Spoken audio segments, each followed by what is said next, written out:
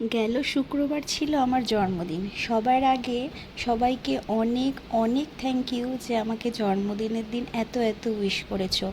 মিঠাইয়ের বাবার প্রোফাইল থেকে আমার ফেসবুক, হোয়াটসঅ্যাপ, ইনস্টা, মেসেঞ্জার, সোমবার অবধি যারা বিলেটেড হ্যাপি বার্থডে উইশ করেছো সবাইকে অনেক অনেক থ্যাংক ইউ।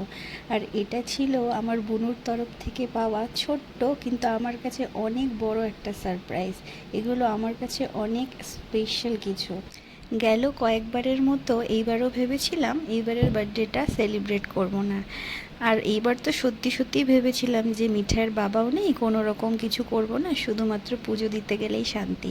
কিন্তু ওই যে ভালোবাসার মানুষগুলোর জন্য প্রত্যেকবারের মতো আমাকে সেলিব্রেট করতেই হয়।